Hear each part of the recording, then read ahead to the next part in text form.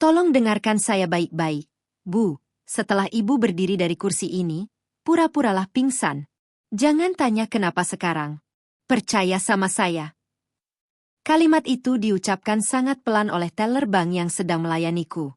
Senyumnya tetap ramah seperti tidak terjadi apa-apa, tetapi matanya terus menatapku penuh peringatan. Jantungku langsung berdegup kencang. Aku bahkan sempat berpikir apakah aku salah dengar. Aku datang ke bank hanya untuk mencairkan tabungan hasil kerja keras selama hampir 9 tahun. Tabungan yang kukumpulkan sedikit demi sedikit dengan menahan lapar, menahan rindu, dan menahan air mata demi keluarga yang selalu kuanggap lebih penting daripada diriku sendiri. Tapi entah kenapa, teller itu justru menyuruhku berpura-pura pingsan. Tanganku mulai dingin. Aku melirik ke arah suamiku yang berdiri tidak jauh dari meja teller. Di sampingnya ada ibu mertuaku yang sejak tadi terus mengawasi setiap gerakanku. Mereka tidak melihat teller sedang membisikiku. Teller itu kembali mengetik sesuatu di komputernya. Lalu tanpa mengubah ekspresi, ia berbisik lagi. Jangan panik. Ikuti saja saya. Aku benar-benar tidak mengerti. Kalau kalian jadi aku, apa yang akan kalian lakukan? Percaya pada orang asing yang baru beberapa menit dikenal? Atau tetap mengikuti suami sendiri? Aku menelan ludah. Rasanya ada sesuatu yang sangat tidak beres. Beberapa detik kemudian teller menyerahkan buku tabunganku sambil berkata dengan suara normal. Sebentar lagi selesai ya, Bu. Aku mengangguk pelan. Namun kepalaku dipenuhi berbagai pertanyaan. Kenapa harus pura-pura pingsan? Apa sebenarnya yang sedang terjadi? Namaku Rina. Usiaku 35 tahun. Kalau melihat hidupku dari luar, mungkin banyak orang mengira aku perempuan yang beruntung. Aku memiliki suami. Aku masih mempunyai mertua yang tinggal satu kota. Aku juga memiliki tabungan yang menurutku cukup untuk memulai usaha kecil agar tidak lagi bergantung pada siapapun. Tapi tidak ada yang tahu bagaimana uang itu terkumpul. Tidak ada yang tahu berapa banyak malam yang kulewati sambil menangis sendirian di kamar kontrakan sempit saat bekerja di luar kota. Tidak ada yang tahu berapa kali aku menolak membeli pakaian baru hanya agar setiap rupiah bisa masuk ke rekening tabungan. Semua kulakukan karena satu keyakinan. Suatu hari nanti keluargaku akan hidup tenang. Suamiku tidak perlu lagi memikirkan biaya hidup. Kami bisa membuka warung kecil. Lalu menua bersama tanpa utang. Itu impianku. Selama bertahun-tahun aku mempercayakan semua rencana masa depan itu kepada suamiku. Kalau dia berkata uang sebaiknya tetap disimpan, aku percaya. Kalau dia berkata jangan terlalu sering mengecek rekening, aku percaya. Kalau dia berkata semua dilakukan demi masa depan kami, aku juga percaya. Aku tidak pernah berpikir buruk.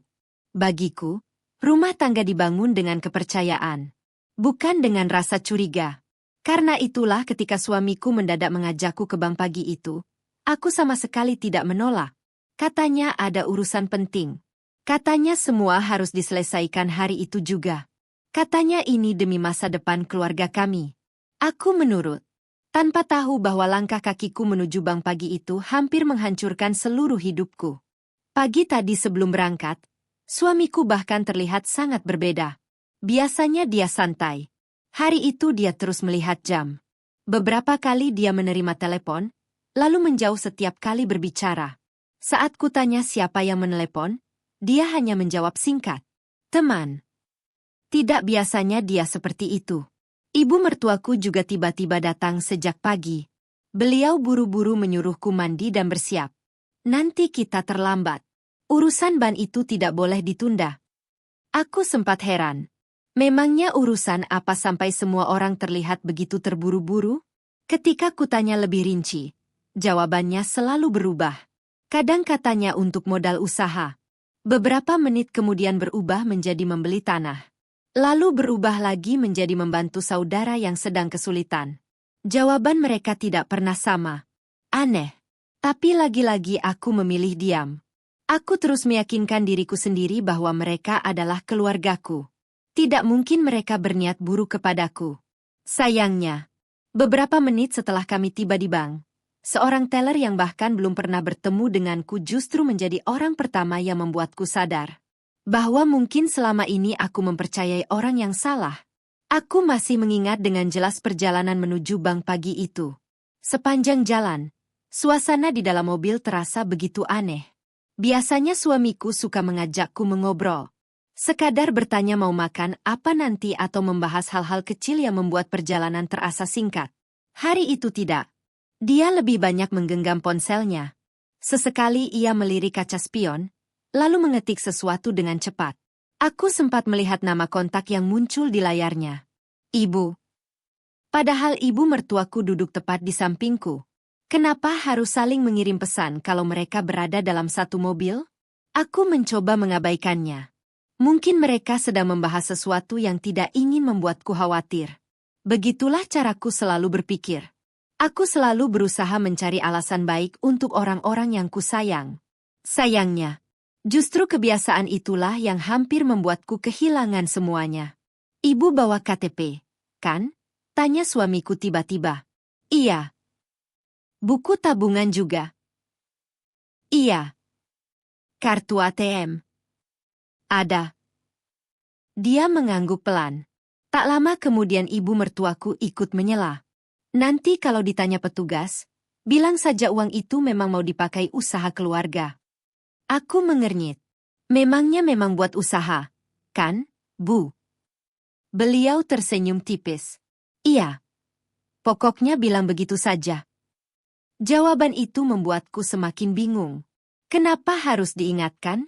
Bukankah kalau memang benar, jawabannya akan mengalir begitu saja?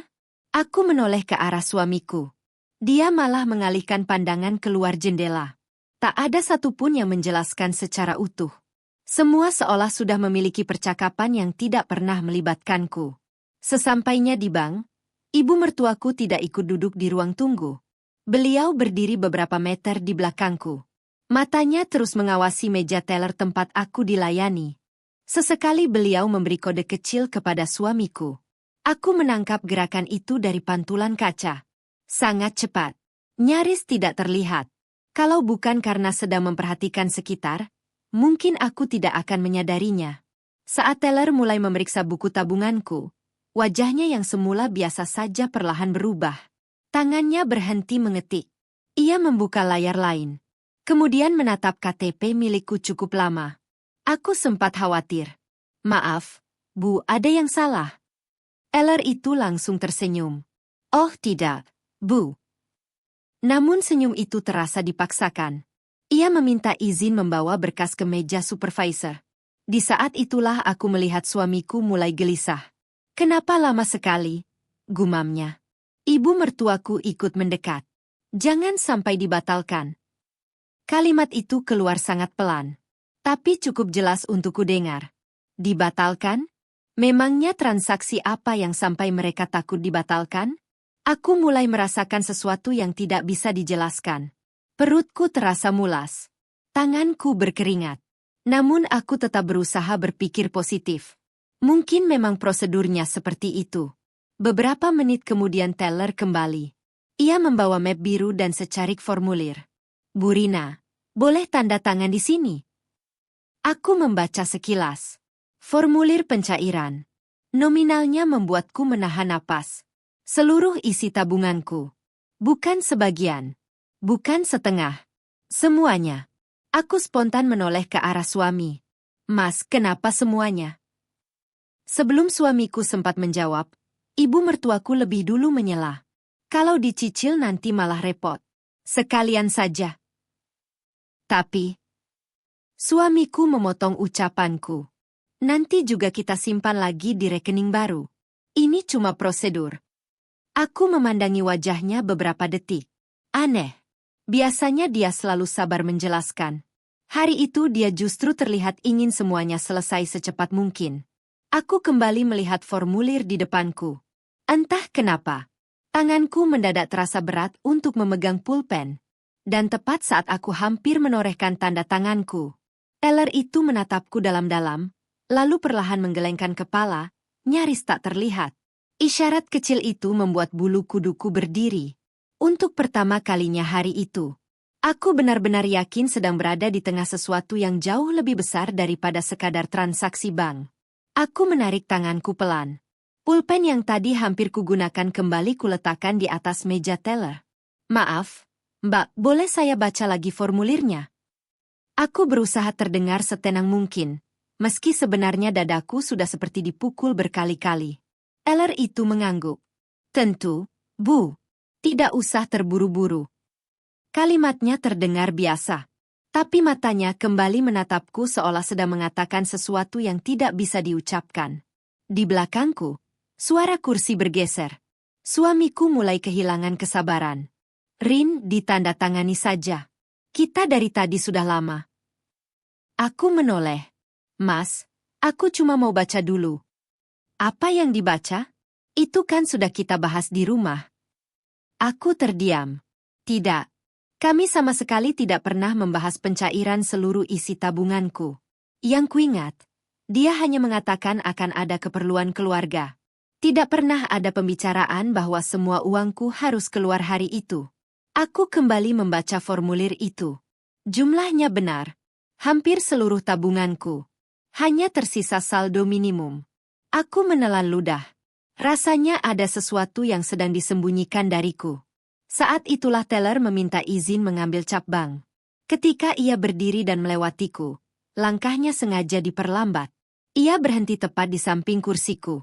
Tanpa menoleh sedikit pun, bibirnya bergerak sangat pelan. Ikuti saya. Beberapa detik kemudian ia kembali ke mejanya. Lalu berkata dengan suara normal. Bu, sebentar ya. Mesin kami agak lambat. Kalau berkenan, Ibu bisa ikut saya ke meja sebelah untuk verifikasi data. Suamiku langsung menyahut. Enggak usah. Di sini saja. Eller tetap tersenyum. Maaf, Pak. Ini prosedur internal. Nada bicaranya sopan. Namun kali ini terdengar tegas. Aku berdiri mengikuti teller. Begitu kami berada di meja kecil yang agak jauh dari ruang tunggu, ia langsung membuka map kosong agar terlihat seperti sedang memeriksa dokumen. Lalu tanpa melihat wajahku, ia berbisik sangat pelan. Bu, apakah uang itu benar-benar milik Ibu sendiri? Aku mengangguk. Iya. Apakah Ibu benar-benar ingin mencairkan semuanya? Aku langsung menggeleng. Enggak, saya kira cuma sebagian. Eller menarik napas pelan. Seolah jawaban itulah yang sejak tadi ia tunggu. Bu, saya tidak bisa menjelaskan semuanya sekarang. Tapi saya minta satu hal. Aku menatapnya. Pura-puralah pingsan. Aku membeku. Apa? Percaya sama saya. Jangan melawan. Jangan bilang apapun ke suami Ibu. Jantungku berdetak semakin keras. Kenapa? Ia menggeleng. Saya belum bisa menjelaskan. Tapi saya yakin, kalau transaksi ini tetap berjalan sekarang, Ibu akan menyesal. Tubuhku mulai gemetar. Aku benar-benar tidak mengenal perempuan di depanku. Tapi cara ia berbicara, tatapan matanya, semuanya terasa begitu tulus. Bukan seperti orang yang sedang mengada-ada. Aku kembali ke kursiku. Suamiku langsung bertanya, ngapain lama? Cuma verifikasi. Sudah selesai? Aku mengangguk pelan. Namun pikiranku sedang bertarung hebat. Haruskah aku mempercayai suamiku yang sudah menemaniku bertahun-tahun? Atau mempercayai seorang teller yang baru ku kenal beberapa menit? Aku memandang buku tabunganku. Lalu memandang wajah suamiku. Entah kenapa. Hari itu aku baru menyadari satu hal yang selama ini luput dari perhatianku. Sejak masuk ke bank, suamiku tidak pernah sekalipun bertanya apakah aku baik-baik saja. Yang terus ia tanyakan hanyalah, sudah selesai belum? Sudah bisa dicairkan belum? Berapa lama lagi? Bukan aku yang menjadi fokusnya, melainkan uangku. Aku menarik napas panjang. Kalimat teller itu terus terngiang di kepalaku. Pura-puralah pingsan. Aku tidak pernah melakukan hal seperti itu seumur hidupku. Berbohong saja aku hampir tidak bisa. Apalagi berpura-pura jatuh di depan banyak orang. Tapi ada sesuatu dalam diri perempuan itu yang membuatku yakin. Dia bukan sedang bercanda. Dia sedang berusaha menyelamatkanku. Aku menoleh ke arah meja teller. Dia sedang mengetik sesuatu sambil sesekali melirik ke arahku. Tatapan kami bertemu. Sangat singkat. Namun cukup bagiku untuk memahami bahwa waktuku hampir habis. Di sisi lain, suamiku kembali mendorong formulir itu ke hadapanku. Rin, tanda tangan saja. Tangannya mulai mengetuk meja. Tidak keras, tapi cukup menunjukkan bahwa dia mulai tidak sabar. Aku mencoba tersenyum. Iya, Mas, sebentar. Tanganku kembali meraih pulpen. Aku sengaja membuat gerakanku lambat. Jantungku berdetak begitu keras sampai rasanya semua orang bisa mendengarnya. Aku membaca lagi nominal di formulir itu. Ratusan juta rupiah. Seluruh hasil kerja kerasku. Seluruh mimpi yang kusimpan selama bertahun-tahun. Kalau hari itu uang itu keluar, aku bahkan tidak tahu apakah masih bisa melihatnya lagi. Aku memejamkan mata beberapa detik. Lalu kuingat kembali bisikan teller. Percaya sama saya. Aku pun mengambil keputusan. Perlahan, aku berdiri dari kursi. Baru 2 langkah. Pandanganku sengaja kubuat kosong. Tanganku kulemaskan. Tubuhku kubiarkan kehilangan keseimbangan. Bu! Bruk! Tubuhku jatuh ke lantai. Suara kursi bergeser bersamaan. Beberapa orang langsung berteriak. Ada yang pingsan. Tolong cepat. Aku memejamkan mata rapat-rapat. Jantungku hampir meloncat keluar karena gugup. Aku bisa mendengar langkah kaki orang-orang berlarian mendekat. Namun aku tetap diam. Aku hanya berharap teller itu benar. Hal pertama yang membuatku merinding bukanlah suara panik para nasabah, melainkan suara suamiku. Buku tabungannya mana? Aku benar-benar mendengarnya. Bukan. Buka jalan. Bukan. Panggil dokter. Bukan pula. Rina, kamu kenapa? Yang pertama kali keluar dari mulutnya justru pertanyaan tentang buku tabunganku. Aku ingin membuka mata saat itu juga. Aku ingin melihat wajahnya. Tapi aku menahan diri. Beberapa detik kemudian terdengar suara teller. Pak, tolong jangan pegang apapun dulu. Nanti saja. Transaksi ini harus selesai. Suara suamiku mulai meninggi. Aku semakin yakin ada sesuatu yang tidak beres. Lalu terdengar suara ibu mertuaku. Pegang tasnya, jangan sampai dibawa orang. Tas.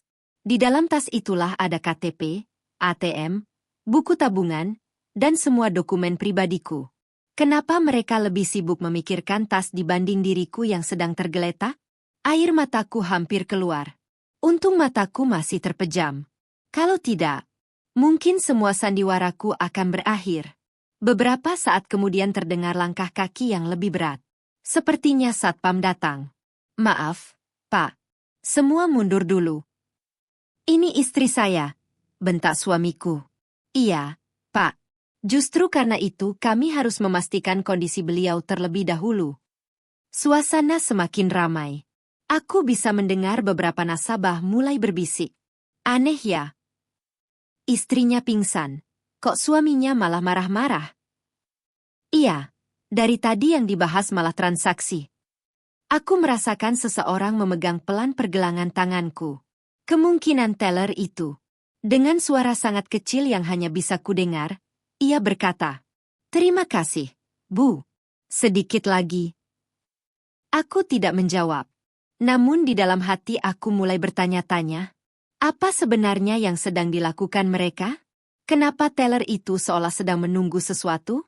Dan mengapa sejak aku berpura-pura pingsan, suamiku justru terlihat semakin panik bukan karena keadaanku, melainkan karena transaksi itu belum selesai? Aku masih memejamkan mata. Suara-suara di sekelilingku terdengar semakin jelas. Beberapa orang mulai mendekat, ada yang menawarkan air minum, ada yang menyuruh memanggil ambulans. Di tengah keramaian itu, aku mendengar suara teller yang sejak tadi membantuku. "Pak, mohon jangan menyentuh tas ibu dulu." "Kenapa memangnya?" bentak suamiku. "Itu prosedur kami. Selama nasabah dalam kondisi darurat, seluruh barang pribadi diamankan sampai beliau sadar." Nada suara teller tetap tenang. Tapi aku bisa merasakan ada ketegasan yang tidak bisa dibantah. Suamiku menghela napas kasar. Lama sekali prosedurnya. Aku kembali terkejut. Bahkan dalam situasi seperti ini, yang dia keluhkan tetap waktu. Bukan kondisiku. Beberapa detik kemudian terdengar suara laki-laki lain. Selamat siang.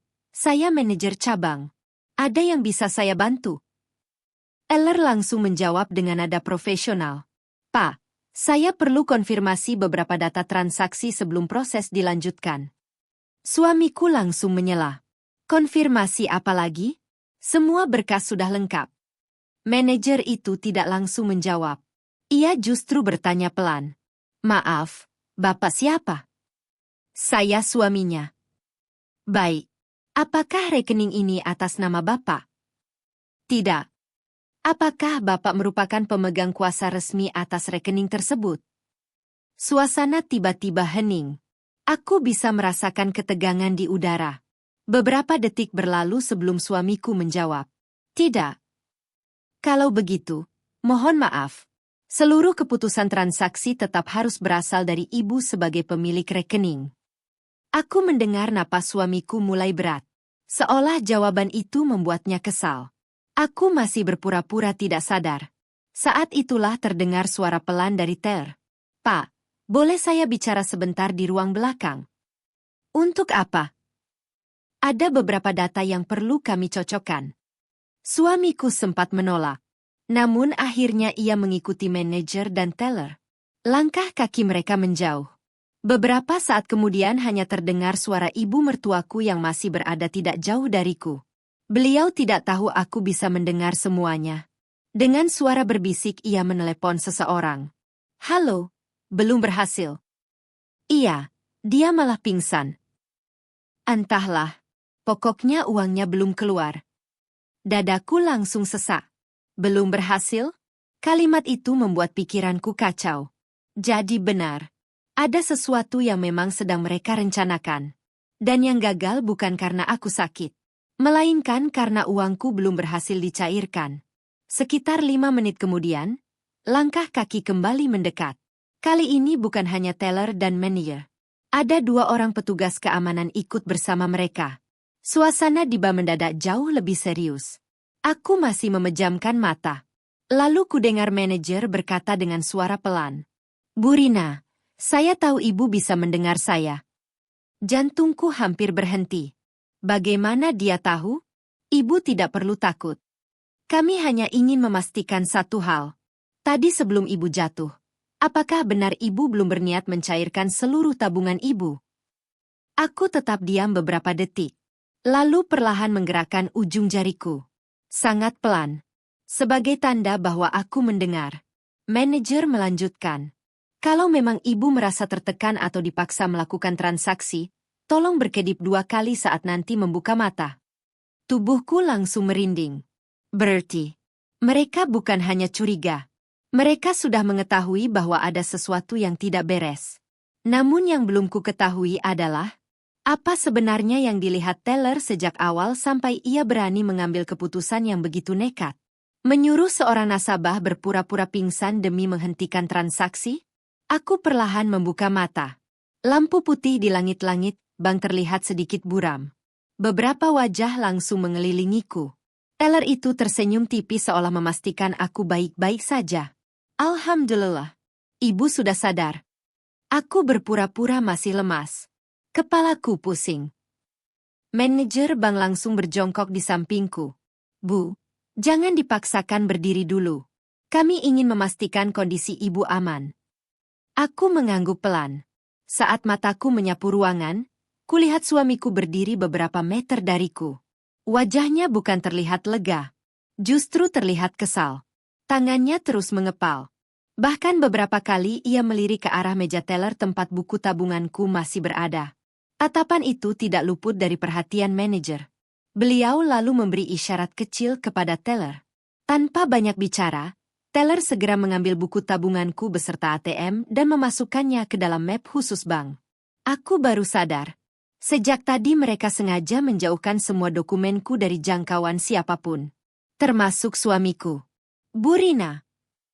Manajer berbicara dengan suara yang sangat tenang. Saya ingin bertanya satu hal.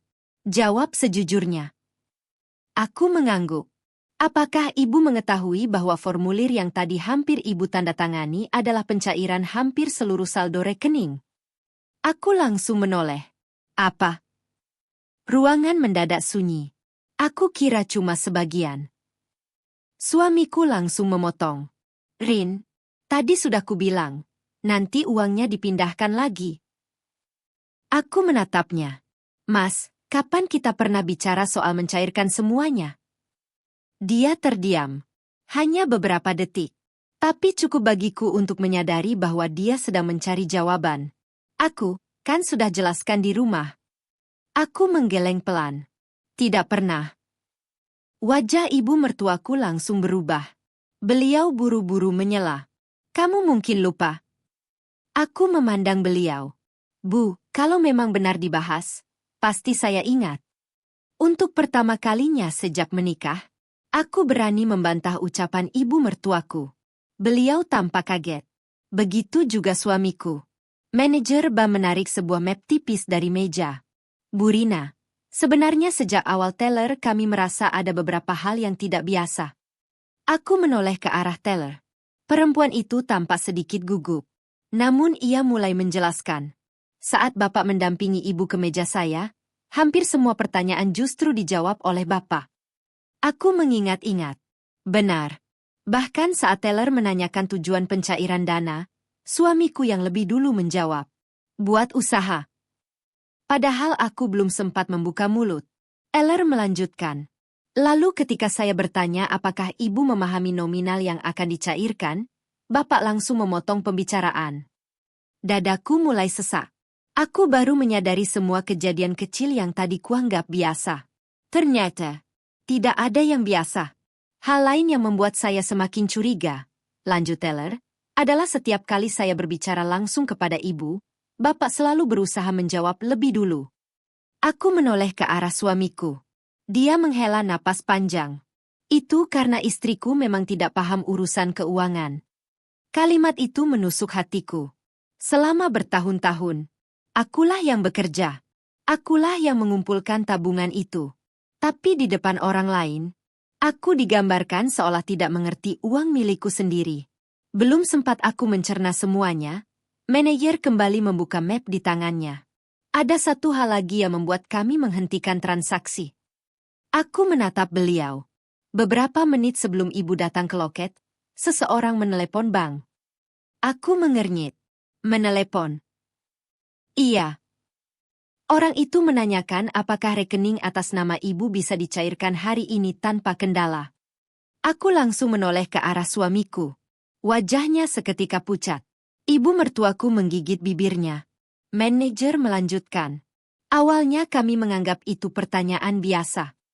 Tapi setelah melihat siapa yang lebih banyak mengendalikan percakapan saat transaksi berlangsung, kami memutuskan untuk menghentikan proses sampai benar-benar yakin bahwa keputusan itu datang dari pemilik rekening. Aku menggenggam tangan sendiri erat-erat. Semakin banyak fakta yang terungkap, semakin terasa bahwa teller itu tidak sedang menuduh tanpa alasan. Ia sedang menyusun potongan-potongan kejadian yang akhirnya membentuk satu gambaran utuh.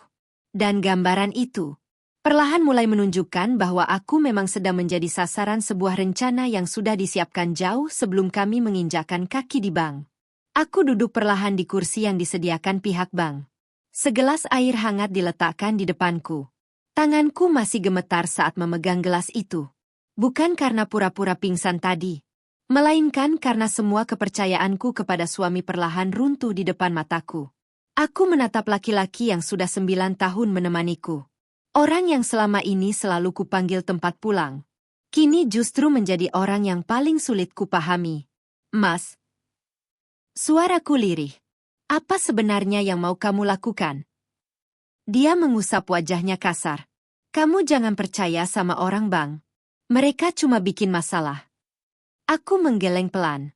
Kalau memang tidak ada yang disembunyikan, kenapa dari tadi kamu yang terus menjawab semua pertanyaan? Dia terdiam. Aku melanjutkan. Kenapa aku tidak diberitahu kalau uang yang dicairkan semuanya? Masih diam. Aku menoleh ke ibu mertuaku. Dan kenapa ibu bilang tadi? Belum berhasil? Wajah ibu mertuaku langsung berubah. Beliau jelas tidak menyangka aku mendengar percakapan teleponnya. Itu, maksud ibu bukan begitu. Lalu bagaimana maksudnya? Beliau membuka mulut. Menutupnya lagi. Tidak ada jawaban. Untuk pertama kalinya sejak kami datang ke bank. Mereka berdua sama-sama kehilangan kata-kata. Manajer bank kemudian mengeluarkan satu lembar formulir lain. Bu Rina, kami ingin memastikan sesuatu. Beliau menunjukkan formulir yang tadi hampir kutandatangani. Di bagian bawah terdapat kolom tanda tangan. Masih kosong. Aku mengangguk. Itu memang belum saya tanda tangani. Betul. Tapi coba ibu lihat bagian ini. Beliau menunjuk kolom tujuan pencairan dana. Aku membaca perlahan. Keperluan investasi keluarga. Aku langsung mengernyit. Investasi? Aku memandang suamiku. Mas, investasi apa? Dia menarik napas panjang. Nanti juga aku jelaskan. Jelaskan sekarang. Rina, ini bukan tempatnya.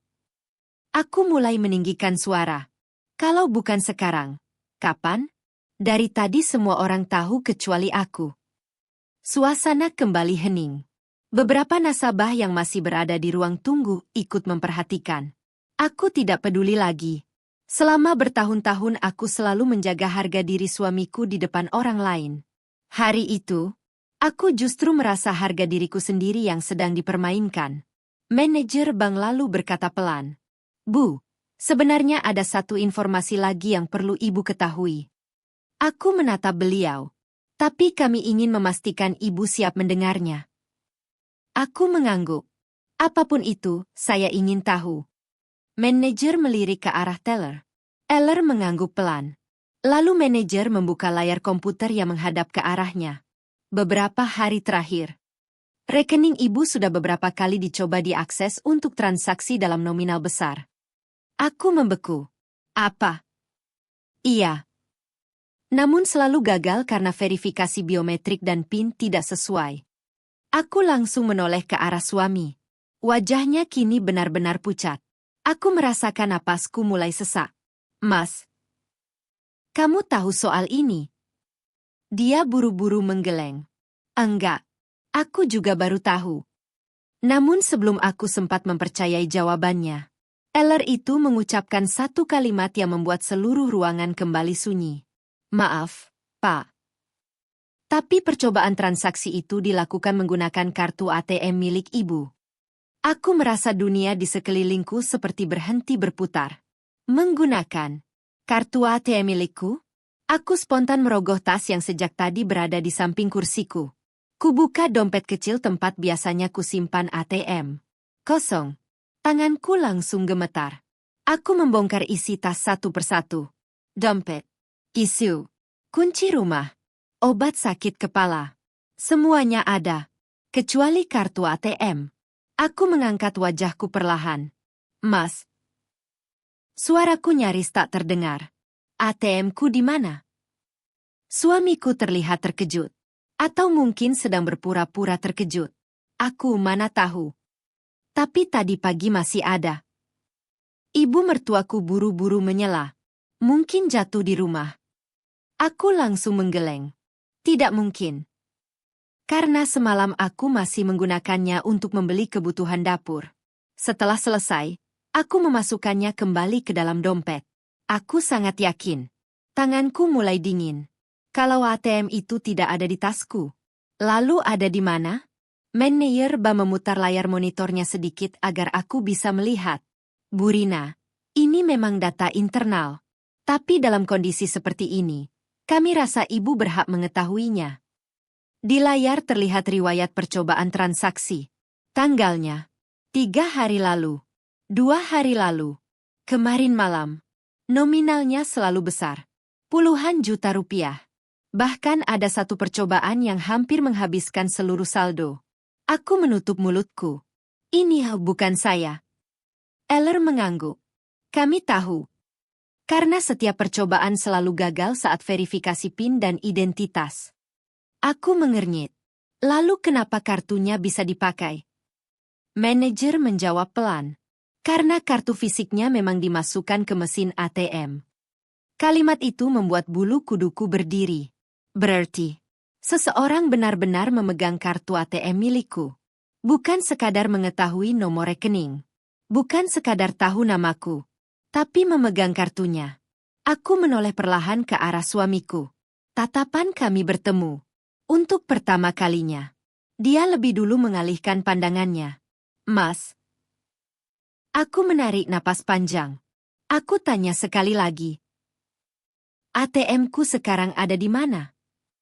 Dia mulai terlihat gelisah. Tangannya masuk ke saku celana. Keluar lagi. Masuk lagi. Aku nggak tahu. Kamu yakin? Iya. Aku menatapnya lekat-lekat. 9 tahun menikah membuatku hafal satu kebiasaan suamiku. Kalau dia gugup, jempol kanannya selalu mengusap jari telunjuk berulang kali. Dan saat itu, dia sedang melakukannya. Artinya, dia sedang berbohong. Dadaku terasa sesak. Bukan karena kehilangan ATM, melainkan karena aku baru sadar. Selama ini aku terlalu percaya. Aku bahkan tidak pernah mengecek dompetku setiap hari. Kalau dia mengambil kartu itu saat aku tidur, aku mungkin tidak akan pernah sadar. Tiba-tiba ibu mertuaku berdiri. Wes, sudah. Kita pulang saja. Beliau berusaha menarik tangan suamiku. Nanti urusan begini bisa dibicarakan di rumah. Aku langsung berdiri. Jangan. Semua orang menoleh ke arahku. Suaraku memang tidak keras, tapi cukup tegas. Selama ini setiap masalah selalu disuruh selesai di rumah. Dan setiap kali aku pulang, aku selalu menjadi orang yang akhirnya mengalah. Air mataku mulai jatuh. Hari ini tidak. Suamiku mulai mendekat. Rina, jangan bikin malu. Aku tertawa pelan. Tawa yang bahkan terdengar asing di telingaku sendiri. Malu? Aku hampir kehilangan seluruh tabunganku. Dan yang kamu pikirkan masih soal malu? Ruangan kembali hening. Tak seorang pun berbicara. Lalu, manajer Ba mengeluarkan sebuah amplop bening dari laci mejanya. Di dalam amplop itu, terdapat satu kartu ATM. Beliau menatapku dengan wajah serius. Bu Rina, kami menemukan kartu ini tadi pagi. Dan orang yang meninggalkannya di mesin ATM sudah terekam jelas oleh kamera CCTV bank. Aku memandang amplop bening itu tanpa berkedip. Di dalamnya benar-benar ada kartu ATM milikku. Aku hafal goresan kecil di sudut kiri kartu itu. Goresan yang muncul 2 tahun lalu saat tanpa sengaja terjepit pintu dompet. Tidak mungkin salah. Itu ATM saya. Manajer Ba mengangguk pelan. Iya, Bu. Kami sengaja mengamankannya pagi tadi. Aku langsung mengernyit. Pagi tadi? Iya. Karena kartu ini tertinggal di salah satu mesin ATM milik bank kami. Jantungku kembali berdetak semakin cepat. Kalau ATM itu tertinggal pagi tadi, berarti benar. Ada seseorang yang mencoba menggunakannya sebelum kami masuk ke bank. Aku menoleh ke arah suamiku.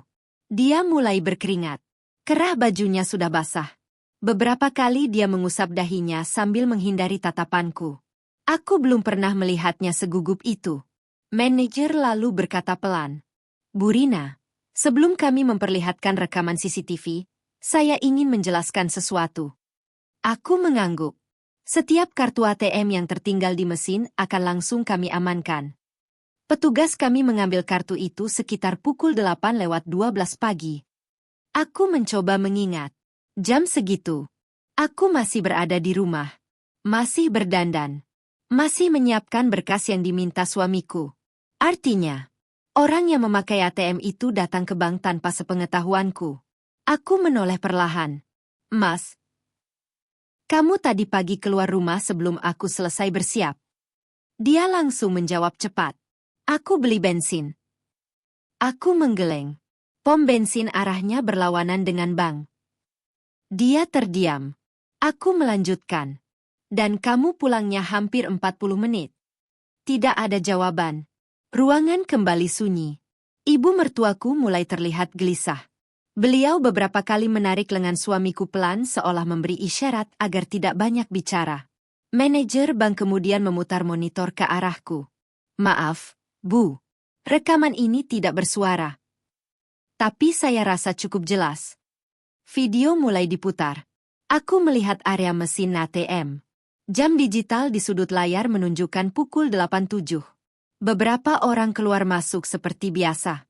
Lalu, seorang laki-laki memakai topi hitam berjalan mendekati mesin. Dia berdiri membelakangi kamera. Memasukkan sebuah kartu. Menekan beberapa tombol. Beberapa detik kemudian ia terlihat panik. Mengambil ponsel. Menelepon seseorang. Lalu mencoba lagi. Tetap gagal. Tak lama kemudian ia buru-buru pergi. Dan kartu ATM itu tertinggal di mesin. Aku terus menatap layar. Cara laki-laki itu berdiri. Cara dia menggaruk tengkuk saat gugup. Cara dia menggoyangkan kaki kanan ketika menunggu mesin memproses transaksi. Semua gerakan itu sangat kukenal. Karena selama 9 tahun menikah, aku melihat kebiasaan itu hampir setiap hari. Tanganku mulai gemetar. Tidak. Aku berbisik pelan. Tidak mungkin. Manajer menghentikan video. Lalu memperbesar salah satu bagian ketika laki-laki itu sedikit menoleh. Wajahnya memang tertutup masker. Namun saat topinya bergeser karena angin, terlihat jelas bekas luka kecil di pelipis kirinya. Bekas luka itu muncul karena kecelakaan motor 5 tahun lalu. Aku sendiri yang membersihkan darahnya malam itu. Air mataku langsung jatuh. Aku tidak perlu melihat wajahnya lagi. Aku sudah tahu siapa orang itu. Aku menoleh perlahan ke arah suamiku. Mas. Suaraku bergetar. Itu kamu? Suamiku langsung menggeleng keras. Bukan. Itu bukan aku. Tolong jangan asal nuduh. Aku belum sempat menjawab. Tiba-tiba teller yang sejak tadi dia membuka sebuah map tipis. Pak. Sebelum Bapak mengatakan itu bukan Bapak.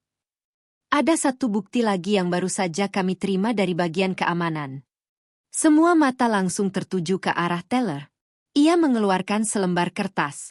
Lalu meletakkannya perlahan di atas meja.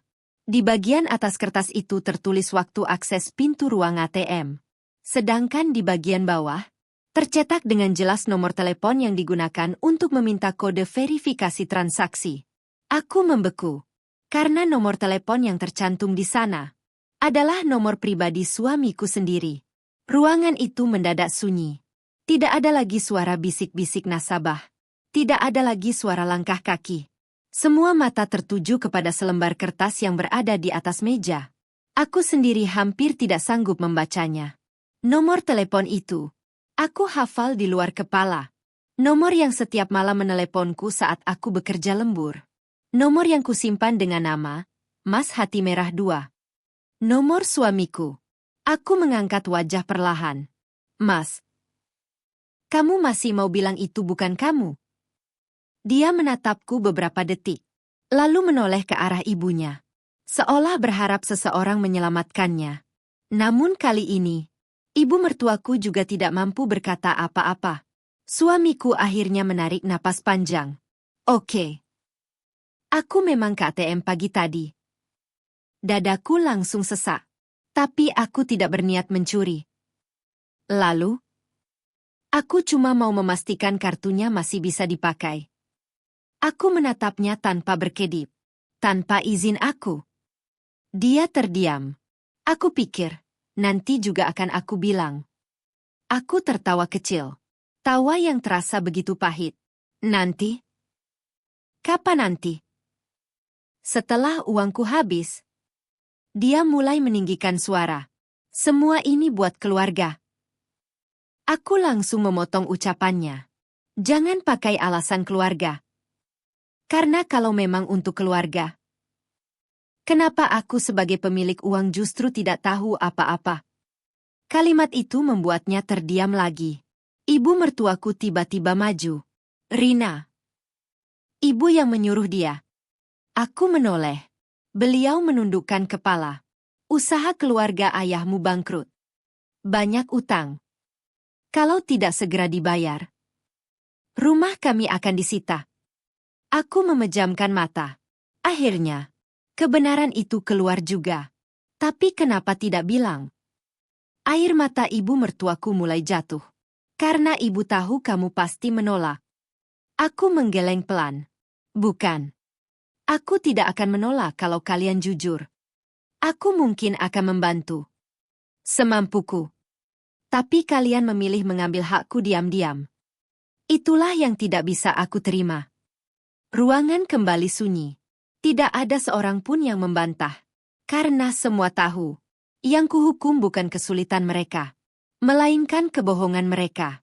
Manajer bank kemudian menutup map berisi seluruh dokumen. Bu Rina. Karena transaksi belum pernah terjadi. Seluruh saldo ibu tetap aman. Aku menutup wajahku. Air mata yang sejak tadi kutahan akhirnya jatuh tanpa bisa dihentikan.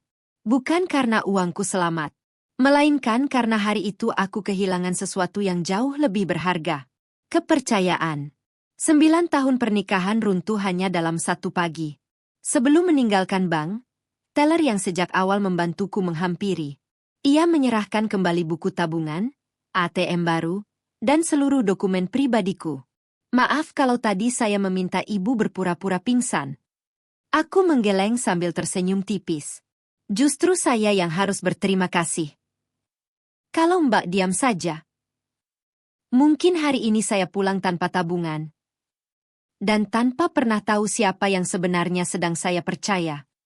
Teller itu ikut tersenyum. Kadang tugas kami bukan hanya menghitung uang nasabah, tapi juga memastikan pemiliknya benar-benar mengambil keputusan dengan sadar. Aku mengangguk pelan. Kalimat sederhana itu akan selalu kuingat seumur hidup. Hari itu aku pulang sendirian. Bukan karena tidak punya keluarga, tetapi karena untuk pertama kalinya, aku memilih menyelamatkan diriku sendiri. Beberapa minggu kemudian, aku membuka rekening baru yang hanya bisa kuakses sendiri. Aku mulai merintis usaha kecil menggunakan sebagian tabunganku. Tidak besar, tapi cukup membuatku berdiri di atas kakiku sendiri. Hubunganku dengan suami tidak pernah kembali seperti dulu. Kepercayaan yang sudah pecah tidak bisa disatukan hanya dengan permintaan maaf. Aku memaafkan mereka. Tetapi aku tidak lagi menyerahkan kendali hidupku kepada orang yang pernah mengkhianati kepercayaanku. Sampai hari ini, aku masih bersyukur karena seorang teller yang bahkan tidak mengenalku memilih peduli. Kalau hari itu dia memutuskan diam, mungkin seluruh hasil kerja kerasku sudah berpindah tangan. Dan aku baru sadar setelah semuanya terlambat. Kalau kalian berada di posisiku, apakah kalian masih bisa memaafkan pasangan yang diam-diam mencoba mengambil seluruh tabungan kalian atas nama keluarga?